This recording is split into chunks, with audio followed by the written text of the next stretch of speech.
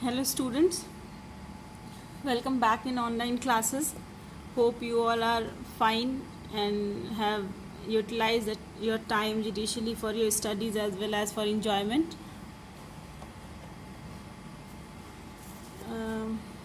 And also I also hope that you all have completed the assignment that you all have we all have given you all for your vacations. बहुत थोड़े छोटे छोटे से assignments थे. I have given only 15 question from the four different chapters and I hope you all have done those questions. Today we will start the new chapter that is determinants. नया chapter हम शुरू करेंगे आज, determinants. Previous class में जब हम लोग matrices पढ़ रहे थे तो मैट्रिसेस से रिलेटेड ही ये क्वेश्चन है. मैट्रिसेस में हम लोगों ने पढ़ा था कि मैट्रिसेस जो है वो सिस्टम ऑफ लीनियर इक्वेशन को सॉल्व करने की एक टेक्निक है. जैसे अगर लिखा है a1x plus b1y is equal to c1, ये एक इक्वेशन है. और a2x plus b2y is equal to c2, ये दूसरा इक्वेशन है. एक ये टू वेरिएबल्स के लीनियर इक्वेशंस का सिस्टम अगर दिया है तो मैट्रिसेस में हम इसे इस तरह से सॉल्व कर सकते हैं ना. a1 b1 a2 b2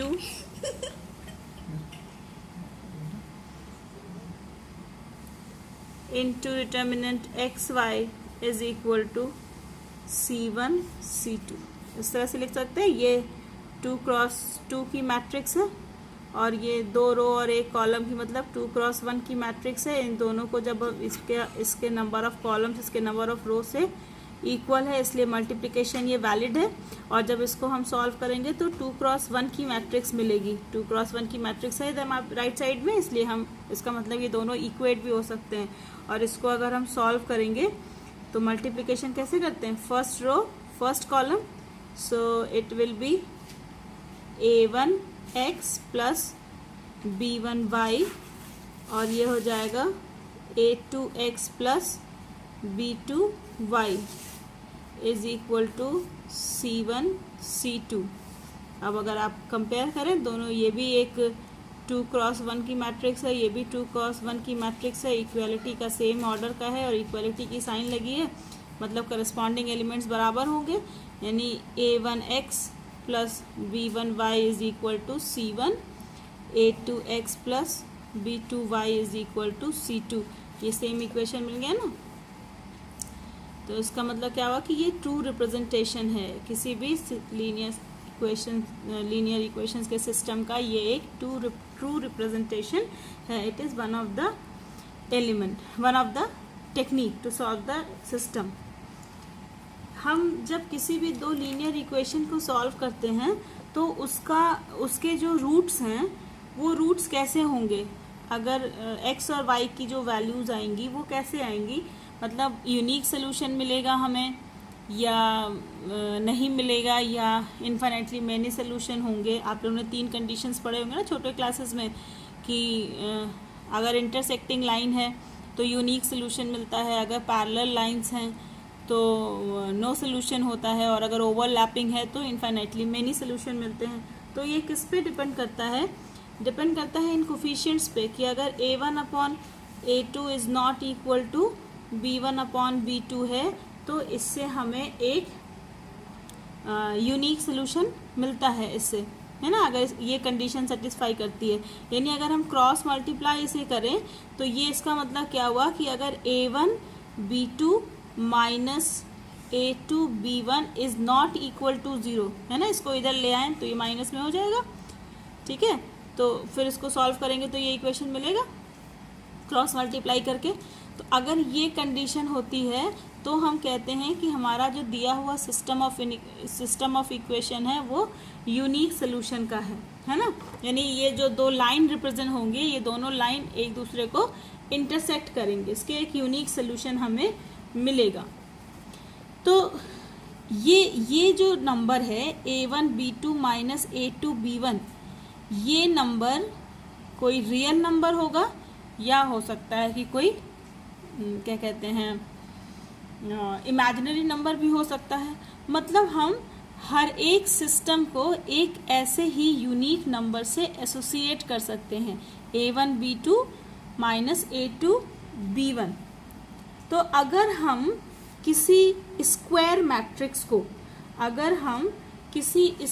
matrix को ऐसे ही किसी नंबर से रिलेट कर पाएं, तो इस रियल नंबर को या इस इमेजिनरी नंबर को, कुल मिला के इस यूनिक नंबर को हम उस स्क्वायर मैट्रिक्स के करस्पॉन्डिंग डिटर्मिनेंट कहते हैं। ठीक है, ये जो यूनिक नंबर हमको मिलता है A1 B2 minus A2 B1, it is actually the value of the determinant associated with the matrix A1 B1 A2 B2. It is called the determinant.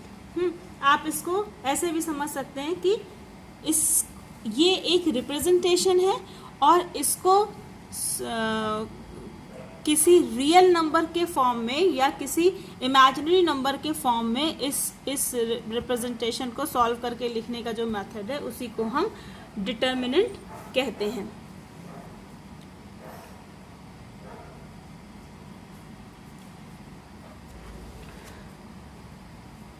अगर इसको हम एक लाइन में डिफाइन करना चाहें तो हम कहते हैं, लिखेंगे कि the number A1 B2 minus A2 B1 which determines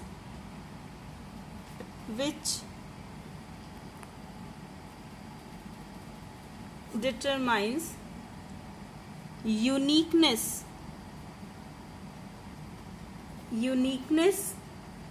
of solution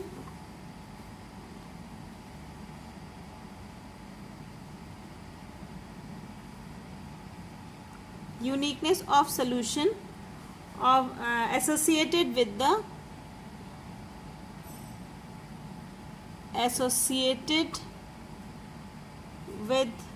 the matrix A1 B1 A2 B2 is called the determinant of A। अगर ये मैट्रिक्स A है तो डिटर्मिनेंट ऑफ मैट्रिक्स A। इसे लिखते कैसे हैं? Represented by determinant A। ये modulus A नहीं है, ये मॉड ऑफ A नहीं है, it is called the determinant A। Determinant A, ठीक है, ये मॉडुलस A नहीं है, it is called the determinant A। Determinant हमेशा सिर्फ और सिर्फ स्क्वायर मैट्रिसेस का ही निकलता है। You can only associate a unique number two the square matrices only. अगर स्क्वायर मैट्रिक्स नहीं है तो हम उसका डिटर्मिनेंट नहीं निकाल सकते हैं। ठीक है, it is the determinant A, it is not the modulus A। Make it very clear. And it only square matrices have square matrices have determinant। केवल स्क्वायर मैट्रिसेस का ही डिटर्मिनेंट निकलता है। ठीक है, डिटर्मिनेंट निकालते कैसे हैं? अगर हमारे पास एक मैट्रिक्स A है, ऑर्डर 2 क्रॉस 2 का पहले लेते हैं, 2 क्रॉस 2 का है तो ये कैसे होगा? A11 A12 A21 A22 ऐसे एलिमेंट होंगे इसके। तो इसका डिटर्मिनेंट हो जाएगा, determinant A is equal to, sign थोड़ी सी चेंज है, यहाँ पे ये स्क्वायर ब्रैकेट्स है लेकिन डिटर्मिनेंट में सिर्फ 2 स्टैंडिंग लाइन होती है। ठीक है, डिटर्मिनेंट A हो जाएगा A11 A12 A21 A22। ठीक है, ये इसका रिप्रेजेंटेशन हुआ। It is equal to, cross multiplication करेंगे A11 A22 का। ठीक है, A11 into A22 minus A12 into A21, ठीक है। ये डिटर्मिनेंट की वैल्यू होगी एसोसिएटेड टू मैट्रिक्स A, ठीक है। ये डिटर्मिनेंट A की वैल्यू होगी। जैसे अगर लिखा हो कि evaluate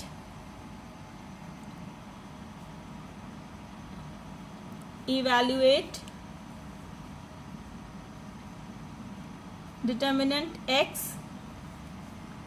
x plus 1, x minus 1, x, तो ये इक्वल टू हो जाएगा x into x square minus x plus 1 into x minus 1। तो इसकी वैल्यू कितनी हो गई, x square minus a plus b a minus b, यानी a square minus b square, तो x square minus 1 it is equal to x square plus minus minus x square minus minus plus 1 minus x square plus x square cancel, it is equal to 1। It is the value of determinant x plus 1, x minus 1, x, ठीक है। इसका associated अगर आपको matrix लिखना हो तो कैसे लिखेंगे, मैट्रिक्स हो जाएगा इसका x plus 1, x minus 1, x, ये मैट्रिक्स की वैल्यू हुई। उससे एसोसिएटेड ये डिटर्मिनेंट की वैल्यू हुई, और इसे हम इवैल्यूएट करेंगे तो इसकी वैल्यू होगी 1, ठीक है। ये डिटर्मिनेंट है। अगर लिखा हो A is equal to, matrix दिया हो 2 4 माइनस 1 2, तो इसके डिटर्मिनेंट की वैल्यू हो जाएगी 2 4 minus 1 2, it is equal to 2 into 2, पहले इधर से करेंगे A11 से, जो क्या कहते हैं लेफ्ट अपर कॉर्नर है उधर से डायगनल पे, 2 into 2 4 minus 4 into minus 1 minus 4, it is equal to 4 minus minus plus 4, it is equal to 8, 4 plus 4 8 हो गया, ठीक है। ये हो गई डिटर्मिनेंट की वैल्यू। अब ये तो हो गया अगर 2 क्रॉस 2 ऑर्डर का है। अगर मैट्रिक्स 3 क्रॉस 3 का है, फॉर मैट्रिक्स 3 क्रॉस 3, अगर 3 क्रॉस 3 का मैट्रिक्स है तो उसमें हम कैसे डिटर्मिनेंट की वैल्यू निकालेंगे। सपोज करो एक मैट्रिक्स ए दिया है ऑर्डर 3 का, तो एलिमेंट कैसे होंगे, A11, A12, A13, A21, A22, A23, A31, A32, A33, है ना, ये इसके एलिमेंट्स होंगे। हम जब इसका डिटर्मिनेंट निकालेंगे तो determinant A is equal to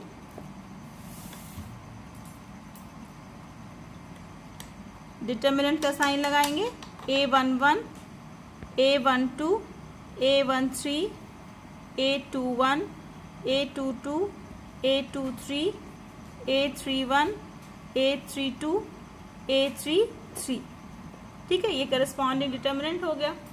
अब इस डिटर्मिनेंट में ये रोज है, पहली रो है, दूसरी रो है, तीसरी रो है, ये कॉलम्स हैं, first column, second column, third column. You can expand this determinant, you can find out its value along any one of the row or any one of the column. किसी भी कॉलम या किसी भी रो के along हम इस determinant की value निकाल सकते हैं। कैसे निकालते हैं इसकी वैल्यू,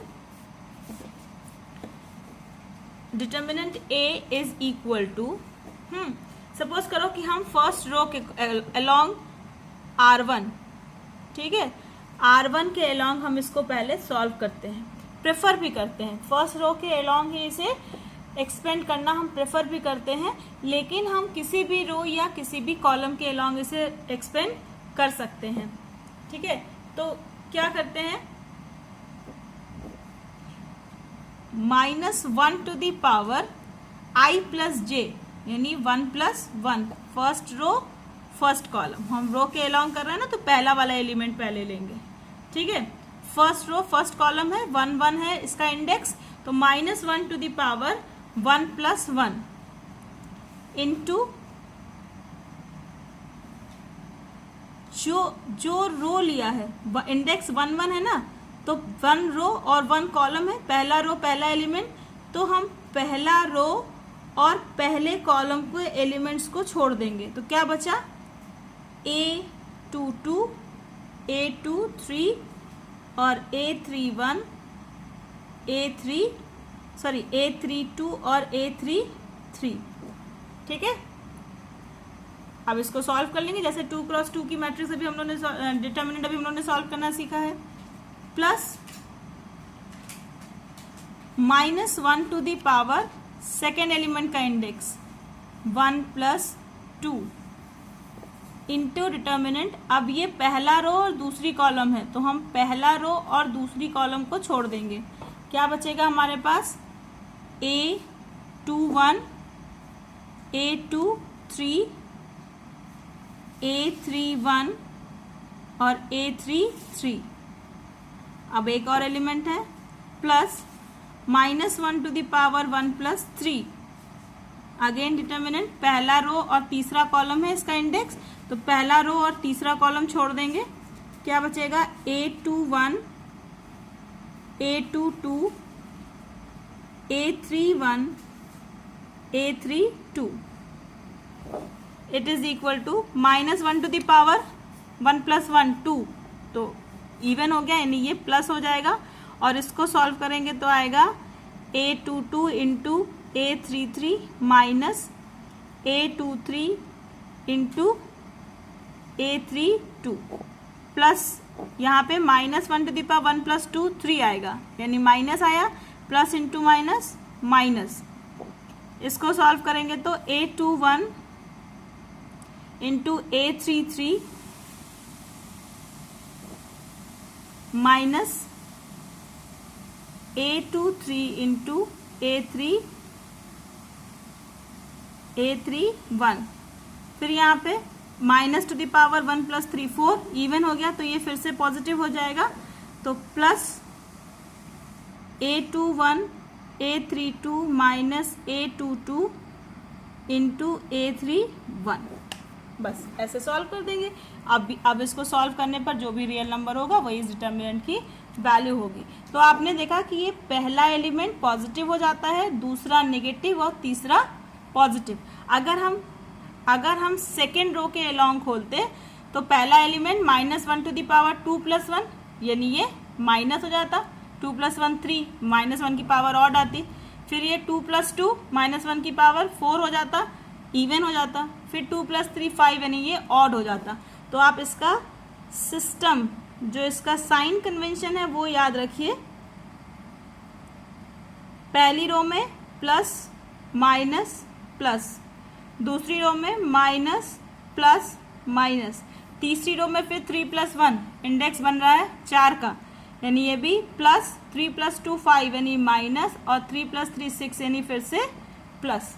ठीक है, तो जब आप किसी भी रो या कॉलम के अलोंग इंडेक्स को ओपन डिटर्मिनेंट को ओपन करते हैं तो इन साइन कन्वेंशंस का आपको ध्यान रखना है। अगर आप फर्स्ट रो के अलोंग खोल रहे हैं तो पहला एलिमेंट पॉजिटिव, दूसरा नेगेटिव और फिर तीसरा पॉजिटिव। अगर दूसरी रो के अलोंग एक्सपेंड कर रहे हैं तो पहला माइनस, दूसरा प्लस और फिर तीसरा माइनस। थर्ड रो के अलोंग कर रहे हैं तो प्लस माइनस प्लस। अगर कॉलम के अलोंग एक्सपेंड कर रहे हैं तो पहला कॉलम प्लस माइनस प्लस, दूसरा कॉलम माइनस प्लस माइनस और तीसरा फिर से प्लस माइनस प्लस। ठीक है, ये साइन कन्वेंशन याद रखना ज़रूरी है। और फिर ये छोटा वाला डिटर्मिनेंट कैसे निकलेगा 2 × 2 का, कि जिस रो और जिस कॉलम का एलिमेंट है उस रो और उस कॉलम को छोड़कर जो हमें मिलेगा, क्या कहते हैं, जो 2 × 2 का जो हमें माइनर मिलेगा हम उसको सॉल्व करेंगे। ठीक है, क्रॉस मल्टीप्लिकेशन से। और इस तरह से हम 3 × 3 के मैट्रिक्स को भी सॉल्व कर सकते हैं। एक एग्जाम्पल देखते हैं इसका।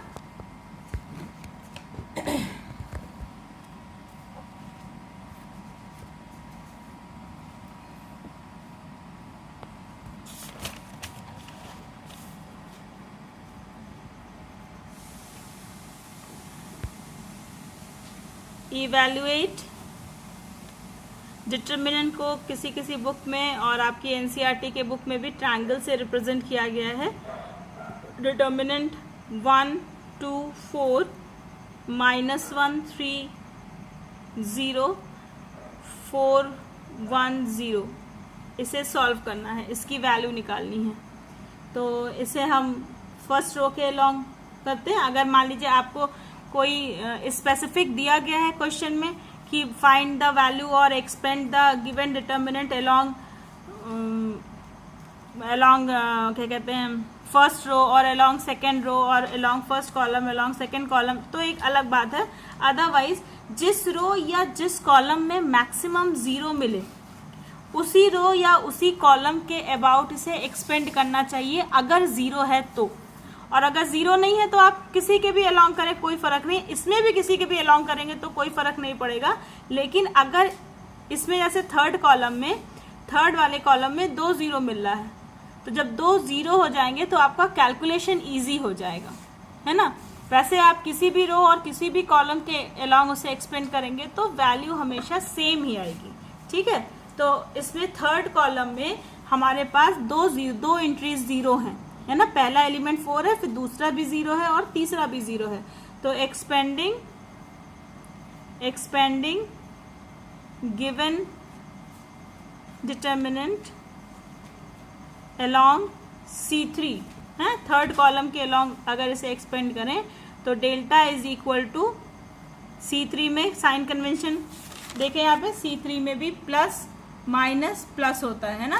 पहला एलिमेंट प्लस, पहला एलिमेंट क्या है 4, तो फर्स्ट रो और थर्ड कॉलम का एलिमेंट है, यानी फर्स्ट रो को छोड़ देंगे और थर्ड कॉलम को छोड़ देंगे, क्या बचा -1 इंटू 1 -1 -4 3 ज़ा 12 -0 इंटू ये कॉलम, ये रो और ये कॉलम गायब हो जाएगा, क्या बचेगा 1 इंटू 1 1 -4 2 ज़ा 8 प्लस 0 इंटू थर्ड रो और थर्ड कॉलम कैंसिल हो जाएगा, इसलिए 1 3 ज़ा 3 -1 इंटू 2 -2, तो माइनस इंटू माइनस प्लस 2। हालांकि इसको भी कैलकुलेट करने का कोई मतलब नहीं, क्योंकि 0 से इंटू होगा तो कोई भी नंबर 0 ही हो जाएगा।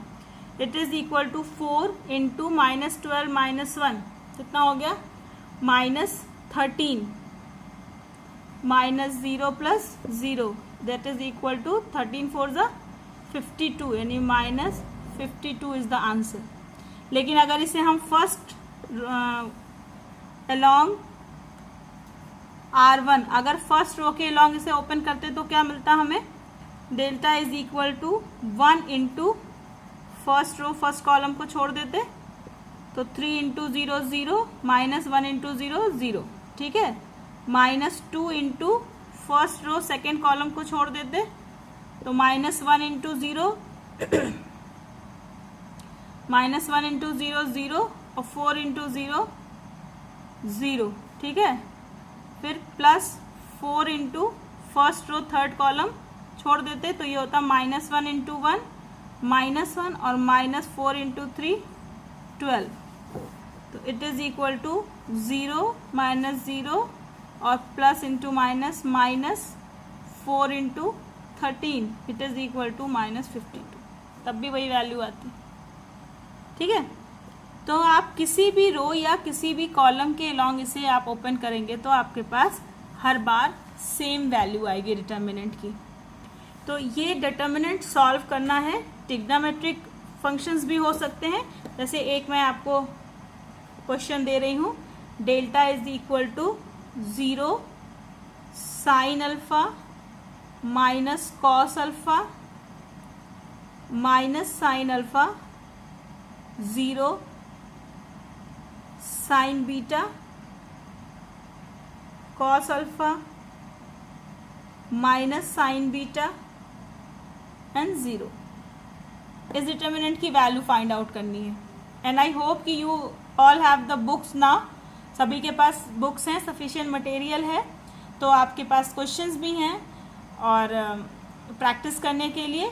तो आज बस यही होमवर्क है कि आज पहले तो इस डिटर्मिनेंट की वैल्यू सबको फाइंड आउट करनी है, और आज बस सिर्फ सिंपल 2 और 3 ऑर्डर 2 और ऑर्डर 3 के डिटर्मिनेंट्स के डिटर्मिनेंट्स को सॉल्व करने की प्रैक्टिस करनी है। इसके बहुत सारे एप्लीकेशंस पढ़ने हैं हमें, जैसे इससे एडजॉइंट निकालना, इससे इन्वर्स निकालना, इससे लीनियर इक्वेशंस के सिस्टम को सॉल्व करना, ये बहुत सारे एप्लीकेशंस हम पढ़ेंगे।